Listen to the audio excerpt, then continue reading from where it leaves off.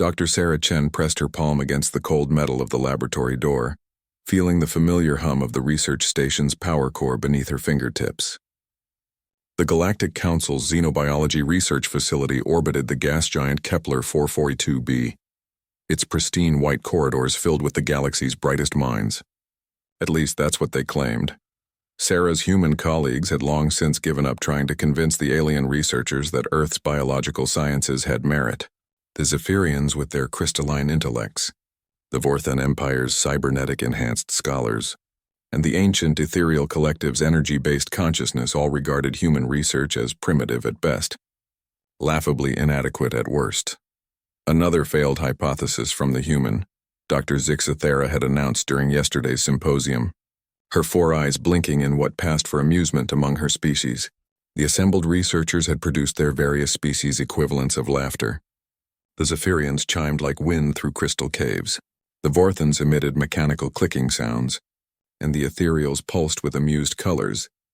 Sarah had stood at the podium, her research on adaptive human immune responses displayed on the holographic projector, watching as centuries of human medical advancement was dismissed with casual contempt. Her proposal to study human biological adaptability in extreme environments had been rejected. For the fifth consecutive year, humans, Dr. Zixathera had continued, are a single-world species with limited genetic diversity. Their biological systems are crude, inefficient, and wholly unsuited for anything beyond their primitive homeworld's narrow environmental parameters. The other researchers had nodded in agreement. Why would they study a species that couldn't even naturally survive in space? The Vorthans could replace their organs with mechanical alternatives. The Zephyrians could alter their crystalline matrices to adapt to different atmospheric compositions. The ethereals existed as pure energy, unconstrained by physical limitations. Humans needed bulky environmental suits, complex life support systems, and constant monitoring just to survive outside Earth's atmosphere. They were, in the galactic scientific community's estimation, an evolutionary dead end. Sarah had gathered her research materials and left the auditorium in silence, her footsteps echoing in the empty corridor. She had been part of the research station for 3 years, ever since humanity had been granted junior membership in the Galactic Council. 3 years of having her work dismissed, her theories mocked, her species treated as an amusing curiosity. But Sarah Chen had not become Earth's leading xenobiologist by accepting defeat. Her grandmother had been one of the first human doctors to work with alien physiology when the Galactic Council had made first contact. Her parents had dedicated their lives to bridging the gap between human and alien medical understanding. The Chen family had spent generations proving that human ingenuity could compete with alien technology. Tonight, Sarah sat in her small quarters, reviewing the data she had been collecting in secret. While the other researchers focused on their own species' biological supremacy, Sarah had been studying something they all considered irrelevant: the microscopic organisms that lived in the research station's ventilation systems. The station housed representatives from 47 different species, each requiring specific atmospheric conditions, temperature ranges, and environmental parameters. The life support systems had been designed by the galaxy's finest engineers to maintain perfect separation between different environmental zones. Yet life, as Sarah had learned during her years studying Earth's extremophiles, had a way of finding opportunities in the most unlikely places. In the narrow spaces between environmental zones, in the recycling systems, in the waste processing units, microscopic organisms thrived. Most researchers ignored these tiny life forms. They were considered contamination, unavoidable but irrelevant byproducts of maintaining a multi-species facility. Sarah, however, had been collecting samples for months. What she discovered had kept her awake for the past 72 hours. The microorganisms weren't just surviving in the harsh, variable conditions between environmental zones. They were evolving at an unprecedented rate. More incredibly, they were developing characteristics that seemed impossible according to galactic biological principles. Some had developed the ability to process the crystalline energy signatures that the Zephyrians used for communication. Others had begun producing electromagnetic fields similar to those generated by Vorthan cybernetic implants. A few had even started exhibiting energy-based metabolic processes, reminiscent of ethereal consciousness patterns. But here was the truly remarkable part. Genetic analysis revealed that these microorganisms had originated from Earth. They were terrestrial bacteria that had somehow made their way onto the research station, probably carried by human researchers or equipment. Earth microorganisms were adapting to alien environments and developing alien characteristics in real time. Sarah stood up from her desk and walked to the viewport in her quarters. The swirling clouds of Kepler 442b stretched out below her, painted in shades of orange and purple by the distant star's light. Somewhere in those clouds, she knew, were organisms that had evolved over millions of years to thrive in conditions that would instantly kill most known life forms. She thought about the Zephyrians' dismissive comments about human biological limitations. They were wrong, but not in the way they thought. Humans weren't limited by their biology. Their biology was their strength. Every human carried within their body trillions of microorganisms. Bacteria, viruses, fungi, and other microscopic life forms that had co-evolved with humanity over millions of years. The human microbiome was a vast ecosystem, more genetically diverse than the human genome itself. When humans traveled to space, they didn't travel alone. They carried with them microscopic passengers that were already proven masters of adaptation. Earth's microorganisms had survived mass extinctions, ice ages, volcanic eruptions, and radical atmospheric changes. They had colonized every conceivable environment on Earth, from deep ocean thermal vents to the upper atmosphere. Now they were beginning to colonize space. Sarah returned to her computer and began composing a new research proposal. This time she wouldn't be asking permission to study human biological adaptability. She would be documenting the first confirmed case of terrestrial life successfully adapting to alien environments. The galaxy was about to learn that when humans ventured into space, they brought with them the most adaptable, resilient, and diverse collection of life forms that evolution had ever produced. Tomorrow's symposium was going to be very different from yesterday's. As Sarah worked through the night, compiling her evidence and preparing her presentation, she allowed herself a small smile. They had laughed at her once. They wouldn't be laughing much longer. The amphitheater fell silent as Sarah activated the holographic projector.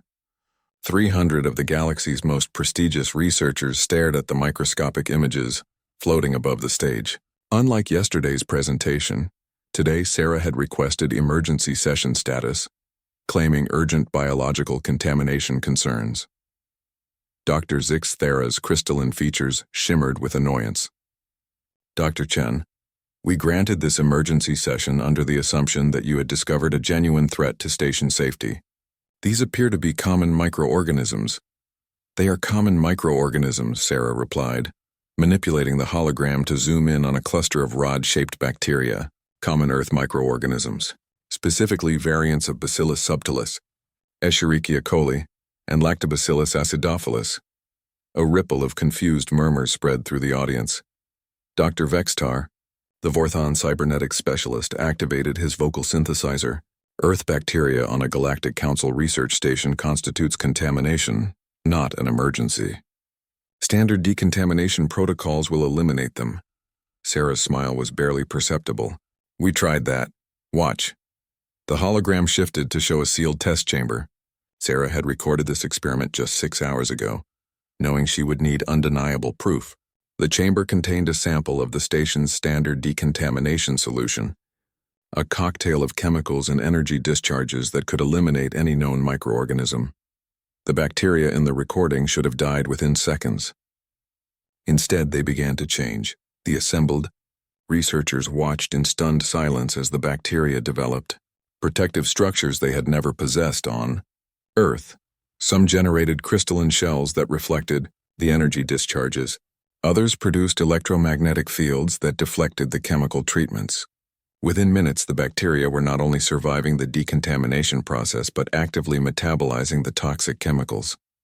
This is impossible, whispered Dr. Lethara, an ethereal consciousness whose energy field flickered with confusion. No single-celled organism can develop such complex defensive mechanisms in real time. Earth organisms can, Sarah said, advancing to the next slide. But that's not the remarkable part. The hologram now displayed genetic analysis data scrolling streams of DNA sequences that made several researchers lean forward in their seats. Sarah highlighted specific sections of the bacterial genomes. These bacteria are not just developing random defensive mechanisms. They're incorporating genetic sequences that mirror alien biological processes. This section here produces proteins identical to Zephyrian crystal growth factors. This sequence generates electromagnetic patterns matching Vorthan cybernetic interfaces. And this segment creates energy metabolic pathways similar to ethereal consciousness substrates. The amphitheater erupted in chaotic noise. Researchers began arguing in dozens of languages and communication methods. The Zephyrians chimed in alarm. The Vorthans clicked rapidly among themselves, and the ethereals pulsed in agitated color patterns. Dr. Zixthara rose from her seat, her 4 eyes fixed on the genetic data. You're suggesting these primitive Earth organisms are somehow copying our biological technologies? I'm not suggesting it, Sarah replied, her voice carrying clearly over the commotion. I'm documenting it. Computer display time-lapse analysis 7 through 12. The hologram shifted to show bacterial colonies over extended time periods. The researchers watched as the microorganisms encountered different alien substances and environments. Each time they adapted. When exposed to Zephyrian crystal matrices, they developed crystalline components. When subjected to Vorthon electromagnetic fields, they generated matching frequencies. When introduced to ethereal energy patterns, they began exhibiting energy-based metabolic processes. This violates every principle of evolutionary biology, Dr. Vextar declared, his mechanical voice modulator crackling with electronic interference. Organisms cannot acquire complex genetic information instantaneously. Earth organisms can, Sarah repeated, advancing to her final slide. Because they don't acquire this information instantaneously. They've been acquiring it for billions of years. The new hologram displayed a cross-section of human tissue, zooming down through cellular levels until it reached the microscopic ecosystem that existed within every human body. The image showed the vast diversity of microorganisms that comprise the human microbiome, highlighting their genetic complexity and adaptive capabilities. Humans are not a single species, Sarah explained to the stunned audience.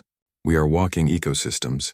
Every human carries approximately 39 trillion microorganisms representing thousands of different species. Our microbiome contains more genetic diversity than exists in most planetary biospheres. She manipulated the display to show genetic transfer mechanisms between different microorganisms. These organisms have been sharing genetic information for millions of years through horizontal gene transfer, viral integration, and symbiotic evolution. They've developed the ability to rapidly acquire and integrate new genetic sequences as a survival mechanism. Dr. Lethara's energy field dimmed to a barely visible glow. You're saying that when humans travel to alien environments, their microorganisms can adapt by incorporating alien genetic information? I'm saying they already have, Sarah replied. Every human on this station is carrying microorganisms that have been exposed to alien biological signatures for months. These organisms have been silently cataloging and integrating alien genetic information, developing hybrid characteristics that combine Earth and alien biological processes.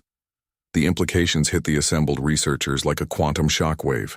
If Earth microorganisms could adapt to and integrate alien biological technologies, then humans weren't the primitive species they had assumed.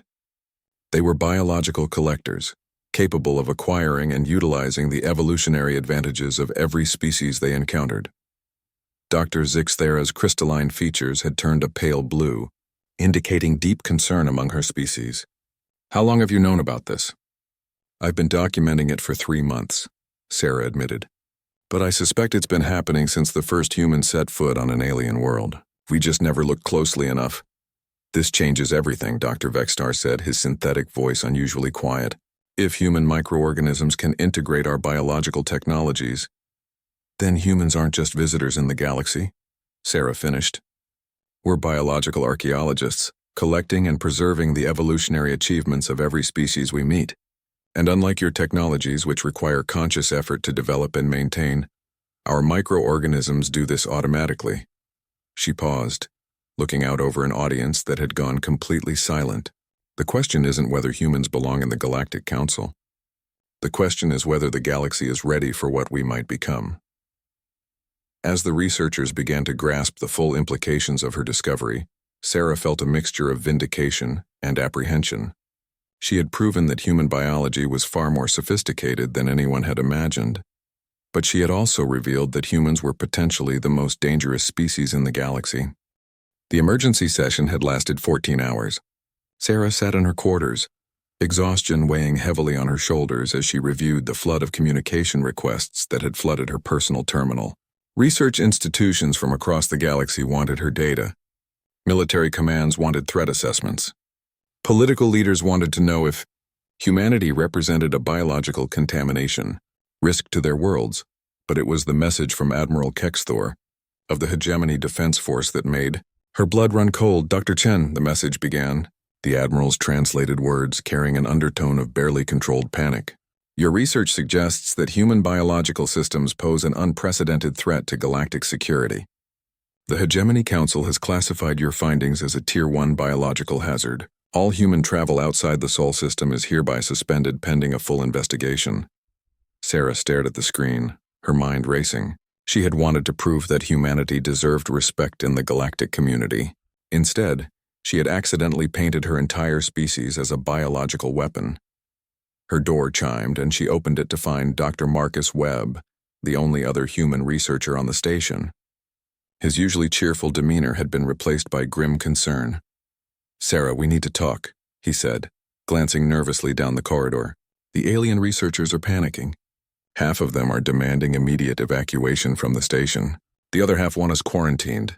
Sarah led him into her quarters and sealed the door. "I know. I've been getting messages from across the galaxy. Some are calling for humanity to be expelled from the Galactic Council. Others want us studied like laboratory specimens." Marcus ran a hand through his graying hair. "There's more. Dr. Zixthera contacted Earth directly.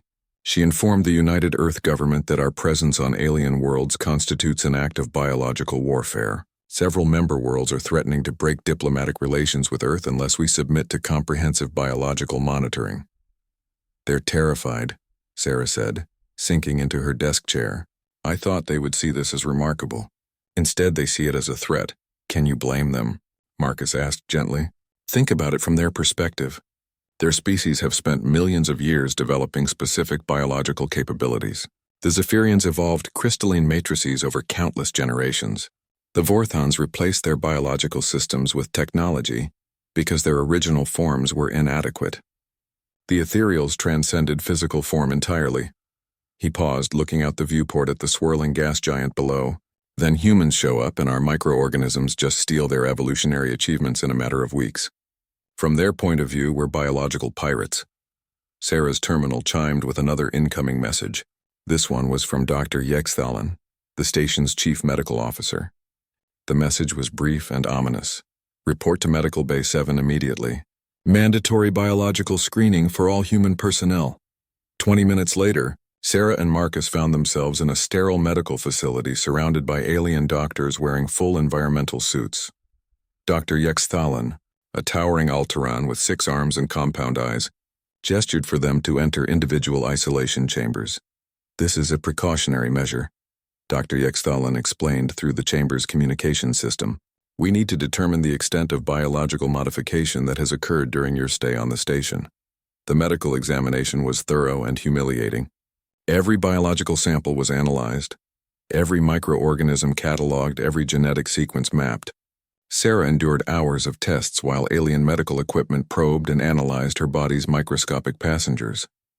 When the results came back, the alien medical team fell into stunned silence. "This is extraordinary," Dr. Yexthalen whispered, his compound eyes reflecting the light from dozens of data displays. "Dr. Chen, your microbiome has undergone modifications that should be impossible. Some of your bacteria are producing crystalline structures. Others are generating electromagnetic fields.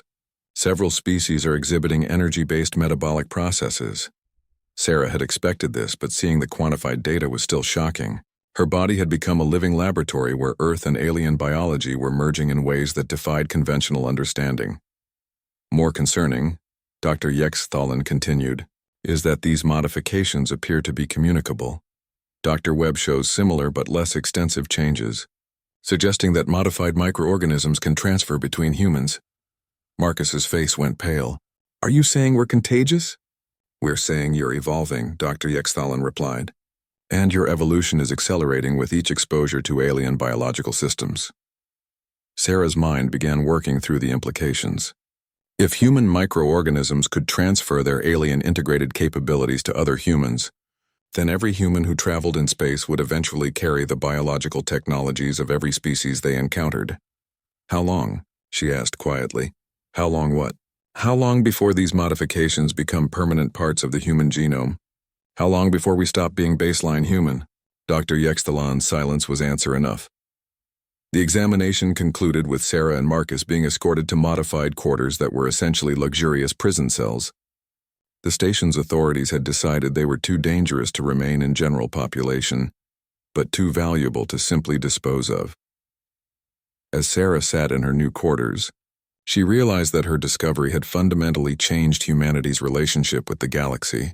They were no longer the junior members of an advanced civilization. They were potential successors to it.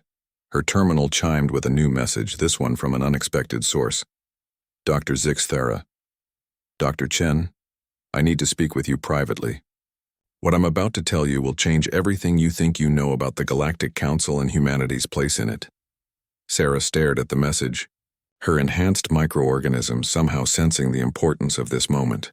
The bacteria in her system that had acquired Zephyrian characteristics seemed to resonate with anticipation, as if they recognized something familiar in the alien researcher's communication. Against all protocols, Sarah sent back a single word. When?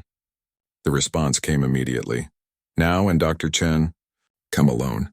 What you're about to learn is why some of us have been waiting for humanity to arrive in the galaxy for a very long time, as Sarah prepared to meet with the Zephyrian researcher who had publicly dismissed her work just days ago. She couldn't shake the feeling that her discovery was not the beginning of humanity's story in the galaxy. It was the continuation of something much older and more complex than anyone had imagined. Sarah met Dr. Zixthara in the station's botanical research section, a vast chamber filled with alien plant life from across the galaxy. The crystalline researcher had chosen this location carefully. The complex biological emissions from hundreds of different species would mask their conversation from electronic surveillance. You're wondering why I publicly dismissed your research while privately arranging this meeting, Dr. Zixthara said without preamble, her four eyes scanning the chamber for potential eavesdroppers. Sarah nodded, noting how the Zephyrian's crystalline structure seemed to resonate with the electromagnetic fields generated by nearby flora. Your species values honesty above all else. Deception doesn't come naturally to you, which is precisely why what I'm about to tell you is so dangerous. Dr. Zixthara moved deeper into the botanical maze, her crystalline form refracting the colored light from bioluminescent plants. Dr. Chen, your discovery isn't unexpected. We've been waiting for it. We, a small group of researchers from various species who have been studying historical, biological patterns across the galaxy. Dr. Zixthara paused beside a towering tree-like organism, whose bark pulsed with neural activity. Tell me, what do you know about the precursors? Sarah frowned. The precursors were a semi-mythical ancient civilization that was supposed to have existed millions of years ago, before any of the current galactic species had achieved spaceflight. Most considered them legend. Standard academic opinion holds that the precursors were an advanced species that disappeared before leaving substantial evidence of their existence. Sarah replied carefully. Standard academic opinion is wrong. Dr. Zixthara activated a small device that projected a holographic star map. The precursors didn't disappear.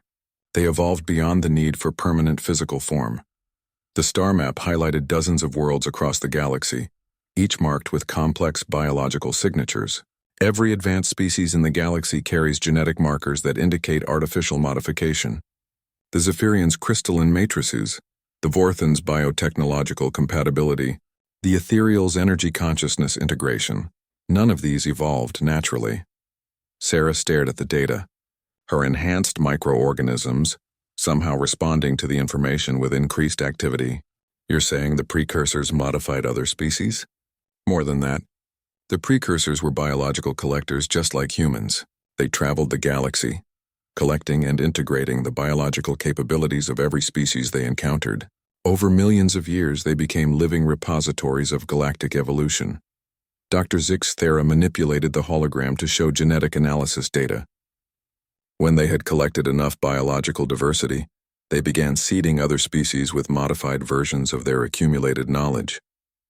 They gave the Zephyrians crystalline technology, the Vorthons biotechnological interfaces, the Ethereals energy manipulation. Why? Sarah asked, though part of her was beginning to understand. Because they were preparing to transcend physical existence entirely, but they needed to ensure that their biological legacy would be preserved. The hologram shifted to show a new set of data, genetic sequences that Sarah recognized with growing excitement. These are human sequences, she whispered. Modified human sequences. Sarah, the precursors didn't disappear. They became part of the human genome. Humans are their direct descendants, genetically engineered to be the ultimate biological collectors. The implications hit Sarah like a physical blow. Humanity wasn't accidentally acquiring alien biological capabilities. They were genetically programmed to do so. The microorganisms, she said, understanding flooding through her. Our microbiome isn't just adapting to alien biology. It's recognizing genetic sequences that the precursors originally gave to other species. Exactly. Every alien biological technology that your microorganisms are acquiring was originally derived from precursor biology. You're not stealing their evolutionary achievements. You're reclaiming your own inheritance. Dr. Zixthera deactivated the hologram and turned to face Sarah directly. This is why some of us have been watching humanity with such interest. We suspected what you were, but we needed proof. Others suspect? The hegemony military leadership has theoretical models suggesting that humans represent a biological reconvergence event. They believe that if humans continue to acquire alien capabilities, they will eventually surpass every species in the galaxy. Sarah's mind raced through the implications. That's why they want to quarantine us. They're not afraid we're contaminated. They're afraid we're evolving. Fear is an inadequate term. The hegemony leadership is terrified that humans represent the return of the precursors, a species capable of biological perfection, unlimited adaptation, and evolutionary supremacy. Are they right to be afraid? Dr. Zixthera's crystalline features shifted into what Sarah had learned was the Zephyrian equivalent of a grim smile. That depends on what humans choose to do with their inheritance. She activated another device, this one projecting real-time biological data from across the research station. Your discovery has triggered something, Sarah. Human microorganisms throughout the station are beginning to communicate with each other through electromagnetic and chemical signals. They're sharing genetic information at an accelerated rate. The data showed microscopic networks forming between different human research personnel. They're modified bacteria creating biological communication systems that span the entire station. It's beginning, Dr. Zixthera said quietly. The biological convergence that the precursors programmed into human genetics millions of years ago. Your species is starting to function as a collective biological intelligence. Sarah watched the data streams, feeling a strange sense of connection to the other humans on the station. Her enhanced microorganisms were indeed communicating, sharing information and capabilities in ways that should have been impossible. What happens next? She asked. That depends on choices that will be made in the next few hours. The Hegemony Council is meeting to determine humanity's fate. Some want to destroy Earth before humans can complete their evolutionary transformation. Others want to capture and study humans to acquire precursor biological technologies for themselves. Dr. Zixthera's 4 eyes fixed on Sarah with crystalline intensity. But there's a third option. Some of us believe that humans should be allowed to fulfill their genetic destiny. The precursors left humanity as their biological legacy for a reason. And you think that reason is? To finish what they started? To complete the biological unification of galactic life. Dr. Zixthera paused, her crystalline form resonating with harmonic frequencies that seemed to communicate more than words could convey. Sarah, the galaxy is dying. Our species have reached evolutionary dead ends. We've become too specialized, too rigid, too limited. She gestured toward the alien plants surrounding them. But humans represent unlimited biological potential. Your species could become the bridge that allows all galactic life to evolve beyond its current limitations. Sarah understood now why her discovery had triggered such extreme reactions. She hadn't just proven that humans could acquire alien biological capabilities. She had revealed that humanity was genetically destined to become the inheritors of galactic civilization. The Hegemony Council's decision will come within hours, Dr. Zixthera said. Whatever they decide, your life will never be the same. As Sarah prepared to return to her quarters, she realized that her research had uncovered something far more significant than adaptive microorganisms. She had discovered humanity's true purpose in the galaxy. The question now was whether they would be allowed to fulfill it. The Hegemony Council's decision came at 0347 station time, delivered by an automated message that appeared simultaneously on every terminal throughout the research facility. Sarah read it with growing dread. By unanimous decree of the Hegemony Emergency Security Council, all human personnel aboard Kepler Station are hereby classified as Class A biological hazards. Immediate termination protocols are authorized to prevent contamination spread. This order is effective immediately. Sarah's enhanced microorganisms seemed to sense the danger before her conscious mind fully processed it. Bacteria that had acquired Zephyrian characteristics began generating warning signals, while those with Vorthan modifications detected the electromagnetic signatures of approaching security forces. Her door chimed with an emergency override sequence. Through the viewport, she could see armed Hegemony security forces moving through the station corridors. Their weapons powered and ready, but something extraordinary was happening throughout the station. Every human aboard, researchers, technicians, support staff, was receiving the same biological warnings from their enhanced microorganisms. The microscopic networks that Dr. Zixthera had detected were now functioning as an early warning system. Sarah's terminal activated automatically, displaying a real-time communication network that shouldn't have existed. Text messages were appearing from other humans on the station, but they weren't using the standard communication systems. Somehow their enhanced bacteria were facilitating direct biological communication. Emergency protocols active appeared on her screen, followed by Marcus Maintenance Level 7, security forces moving to eliminate all humans, bacteria providing tactical data. More messages flooded in from the 17 other humans aboard the station. Their microorganisms were sharing information about security force positions, weapon signatures, and potential escape routes. The biological network was processing tactical information faster than any conventional computer system. Sarah realized that humanity's evolutionary leap wasn't just about acquiring alien biological capabilities. Their enhanced microorganisms were creating a collective intelligence that operated below the threshold of conscious awareness. Her door's security system activated with an override code she hadn't programmed. Marcus Webb appeared in the doorway, his face grim but determined. "The bacteria," he said without preamble. "They're coordinating our actions. I know things I shouldn't know, can do things I couldn't do an hour ago." Sarah felt it too. Her enhanced microorganisms were providing her with information about the station's layout, security systems, and defensive capabilities. Knowledge that should have taken years to acquire was flowing through biological networks into her consciousness. "The others?" she asked. "All safe for now." "The bacteria are guiding everyone to defensible positions. Sarah, we're not just connected to each other anymore. We're connected to the station itself." It was true. Sarah could sense the research facility's biological systems. The air recycling organisms, the waste processing bacteria, the microscopic life forms that maintained the station's ecological balance. Her enhanced microorganisms had formed connections with every biological system aboard the station. "We need to reach the main communication array," Sarah said. Information flowing into her consciousness from sources she couldn't identify.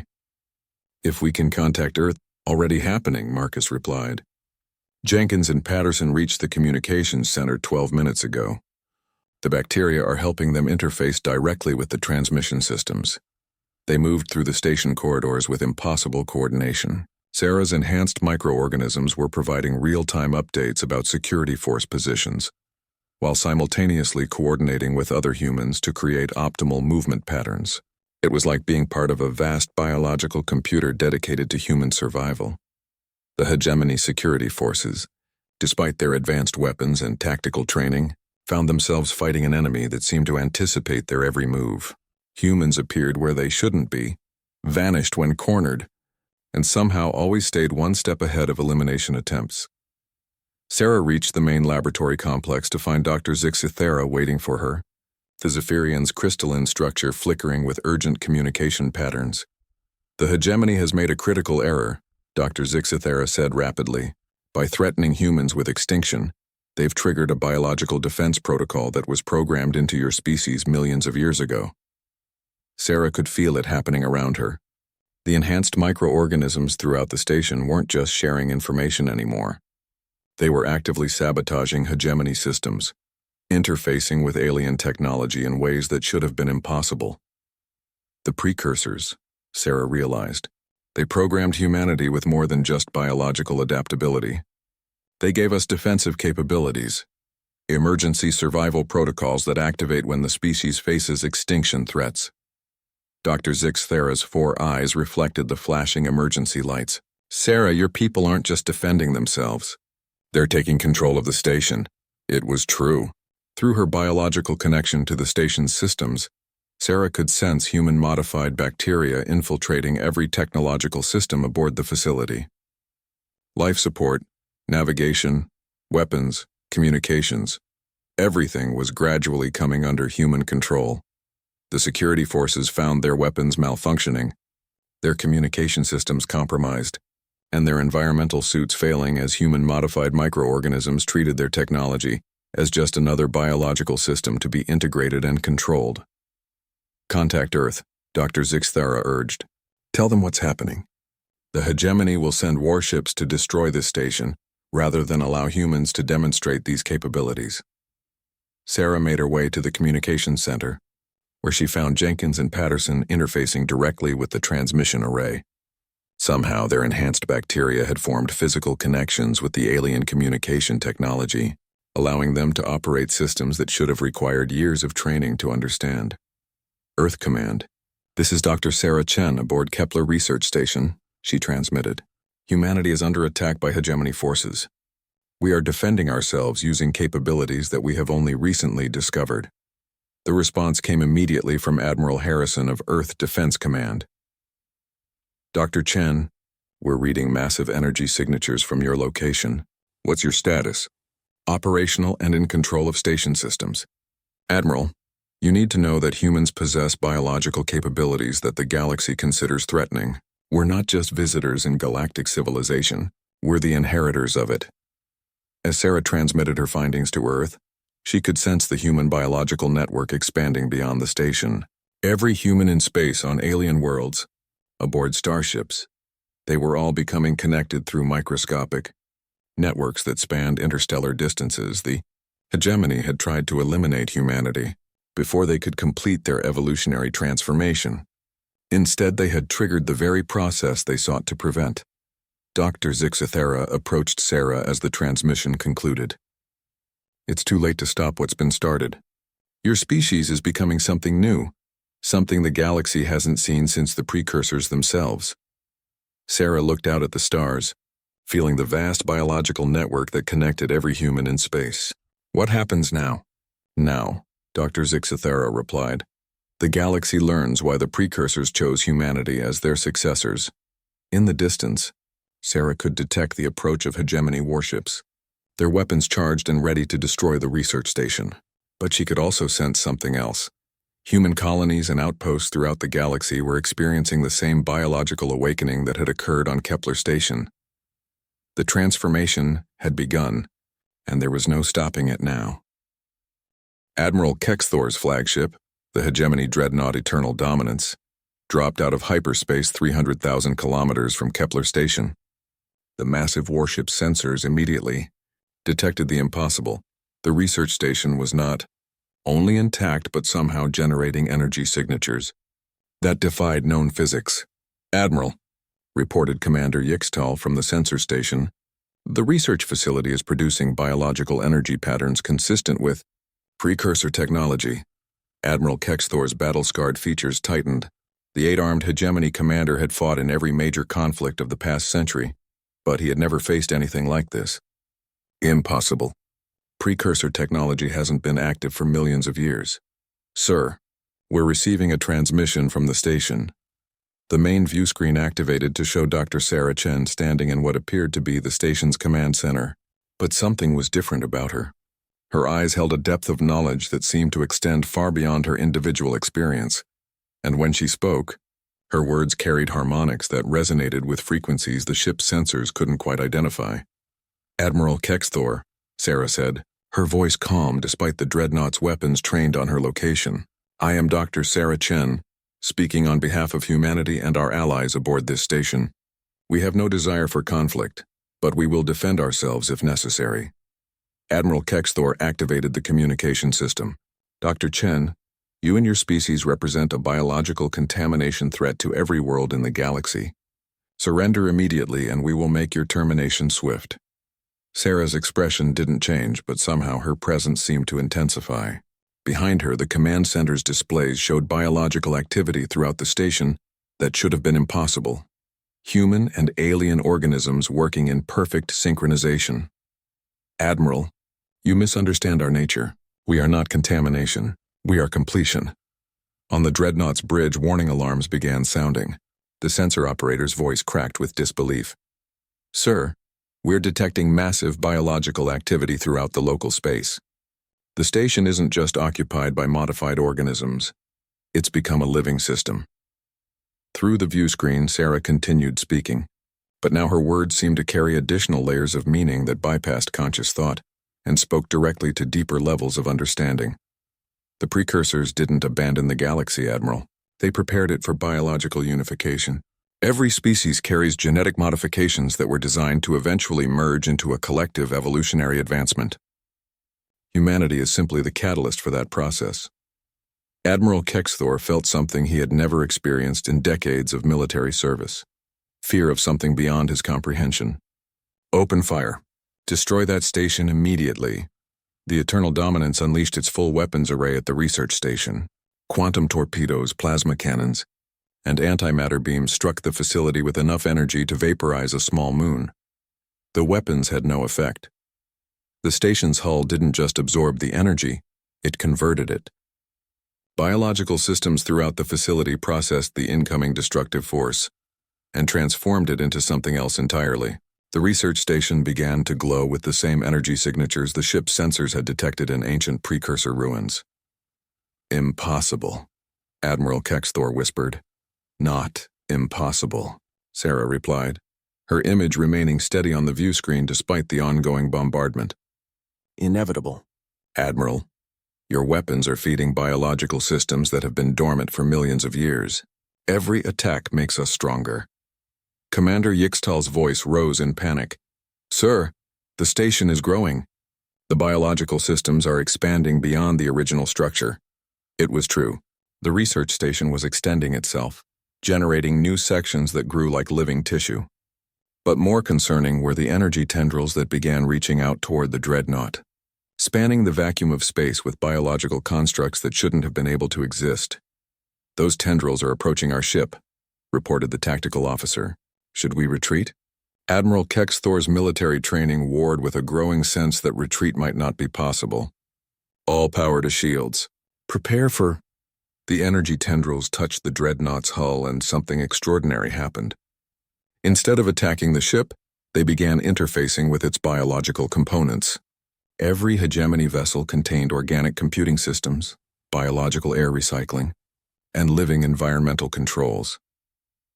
Sarah's voice filled the bridge as the ship's own biological systems began responding to signals from the station. "We're not here to destroy you, Admiral. We're here to offer you the same choice that every species in the galaxy will soon face." "What choice?" Admiral Kexthor demanded, feeling his ship's systems responding to commands he hadn't given. "Evolution or extinction?" The precursors programmed biological advancement into every galactic species, but they left the final choice to individual consciousness. You can fight the process and be left behind, or you can embrace it and become part of something greater. Throughout the dreadnought, crew members began experiencing strange sensations. Their own microorganisms, modified over generations of galactic travel, were responding to signals from the station. Knowledge began flowing into their consciousness. Understanding of biological systems, technological interfaces, and evolutionary possibilities they had never imagined. "This is what the precursors intended," Sarah continued, her image somehow becoming more vivid on the view screen. Not the dominance of one species over others, but the integration of all species into a collective biological advancement. Humanity is simply the first to complete the process. Admiral Kexthor felt his own enhanced cybernetic implants beginning to interface with biological systems he didn't understand. Information flowed into his consciousness about galactic history, precursor intentions, and humanity's role as biological inheritors. The other fleets, he said, understanding dawning. You're doing this to ships throughout the galaxy. Every human in space is connected now, Sarah confirmed. We're offering the same integration to every species willing to accept it. Those who choose isolation will be left to evolve at their own pace. Commander Yixtal turned to Admiral Kexthor, his expression transformed by new understanding. Sir, I'm receiving biological data streams that suggest this integration isn't conquest. It's symbiosis. We maintain our individual consciousness while gaining access to collective biological advancement. Admiral Kexthor felt the weight of a decision that would affect not just his ship, but potentially his entire species. The humans weren't trying to destroy galactic civilization, they were offering to complete it. What happens to our species? Our culture? Our independence? Sarah's smile carried depths of knowledge that seemed to span millions of years. Admiral, look around your bridge. Have your crew members lost their individuality? Their species identity? Their personal consciousness? It was true. The crew appeared to be themselves, but enhanced. More capable, more aware, more connected to the biological systems around them, while retaining everything that made them who they were. The precursors designed this process to preserve diversity while enabling advancement, Sarah explained. You become more than you were, not less. Admiral Kexthor made the decision that would change everything. Stand down weapons. Open full communication channels with the station. As the connection between the Dreadnought and Kepler station intensified, Admiral Kexthor realized that humanity hadn't conquered the galaxy. They had saved it from evolutionary stagnation. 6 months after the Kepler station incident, Dr. Sarah Chen stood before the reformed Galactic Council in the Great Assembly Hall on Centaurus Prime. The chamber that had once echoed with dismissive laughter now hummed with the biological networks that connected every species present. The transformation had spread across the galaxy at the speed of biological communication, carried by human travelers, alien visitors, and the microscopic networks that now linked every inhabited world. What the galaxy's leaders had feared as contamination had become the greatest evolutionary leap in galactic history. Sarah looked out over an assembly that bore little resemblance to the rigid hierarchy that had once governed galactic civilization. Zephyrians sat alongside Vorthons, their crystalline structures now interfacing seamlessly with cybernetic systems. Ethereal consciousness entities mingled with physical beings, sharing energy patterns that had once been impossible to exchange. Species that had never been able to communicate directly now shared thoughts and concepts through biological networks that transcended traditional barriers. Honored representatives, Sarah began, her words carrying through both acoustic and biological communication channels. 6 months ago, many of you feared that humanity represented a threat to galactic civilization. Today we gather to discuss the completion of a process that began millions of years ago. Admiral Kexthor, now serving as the hegemony's representative to the Integrated Council, rose from his seat. The scarred military commander had become one of the strongest advocates for biological integration after experiencing its benefits firsthand. Dr. Chen, he said, his voice carrying new harmonics that reflected his enhanced biological systems. When you first demonstrated humanity's capabilities, we saw only danger. We failed to understand that you were offering us a gift that the precursors had prepared for us across countless generations. Dr. Zixthera, her crystalline structure now enhanced with biological interfaces that allowed unprecedented data processing, addressed the assembly. The historical records have become clear through our integrated research. The precursors didn't simply disappear. They evolved beyond the need for individual physical existence. But they left behind a biological legacy designed to guide younger species toward the same evolutionary advancement. She activated a holographic display that showed the galaxy's current biological network, a vast web of interconnected consciousness that spanned star systems while preserving the individuality and cultural identity of every species. Humanity served as the final catalyst, but every species contributed essential components to this integration. Zephyrian crystalline technology provides data storage and processing capabilities. Fourth-hand cybernetic interfaces allow seamless interaction with technology. Ethereal energy manipulation enables faster-than-light biological communication. Every species' evolutionary achievements have become part of our collective inheritance. Sarah nodded, feeling the vast network of consciousness that now connected her to beings across the galaxy. She could sense the wonder of a young Alteran scientist making a breakthrough on the other side of the galaxy, the satisfaction of a hegemony engineer solving a complex problem, the joy of an ethereal artist creating something beautiful. All of it flowed through biological networks that preserved individual experience, while enabling unprecedented cooperation. The integration has not eliminated our differences, Sarah continued. Instead, it has made our diversity our greatest strength. Human adaptability, combined with alien biological technologies, has created possibilities that no single species could have achieved alone. Representative Vexstar, his cybernetic enhancements now fully integrated with biological systems, stood to address the assembly. The economic implications alone are staggering. Biological manufacturing has eliminated resource scarcity.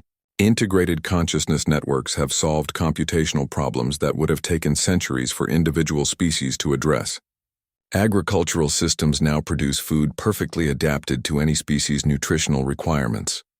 More importantly, added Representative Lithara, her energy-based consciousness now able to interface directly with physical beings.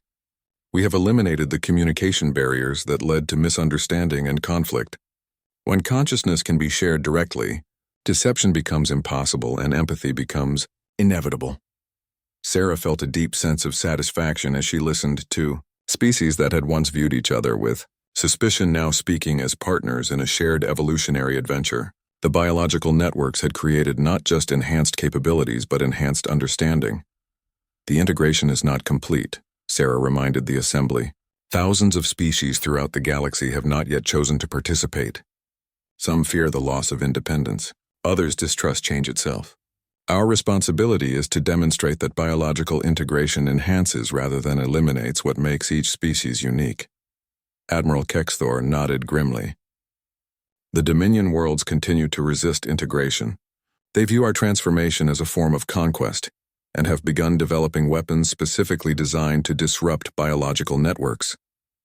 Their resistance is understandable, Sarah replied. From their perspective, we represent everything they fear about losing control over their own destiny. But we must remember that the precursors designed this process to be voluntary. Forced integration contradicts the very principles we seek to uphold. Dr. Zixthera's crystalline structure resonated with harmonics of concern. The challenge is time. Our biological networks are detecting signs of galactic environmental instability that will require coordinated action from all species to address. Climate systems, stellar evolution, and resource depletion threaten worlds throughout the galaxy. Sarah felt the weight of responsibility that came with humanity's role as evolutionary catalysts. The enhanced biological capabilities they had unlocked came with enhanced obligations to use those capabilities wisely. Then we must demonstrate through our actions that integration offers solutions to problems that isolated species cannot solve alone, she said. We must show the galaxy that biological unity enhances rather than threatens individual dignity. As the assembly continued, Sarah reflected on how far humanity had come from being dismissed as a primitive species. The laughter that had once echoed through research halls had been replaced by cooperation that spanned star systems. But she also understood that their greatest challenges lay ahead. The galaxy was vast, filled with species that had their own fears, ambitions, and evolutionary paths. Humanity had proven that biological integration was possible, but proving that it was beneficial would require patience, wisdom, and understanding that transcended any single species' perspective. The humans who had once been laughed at for their biological limitations had become the foundation for a new form of galactic civilization. But as Sarah looked out at the integrated assembly, she knew that their real work was just beginning. The galaxy was watching, and the enemy they faced now was not any particular species, but the fear of change itself. Overcoming that fear would require everything that humanity and their allies had learned about adaptation, cooperation, and the courage to embrace an uncertain but promising future. In the end, Sarah realized they had not conquered the galaxy through strength.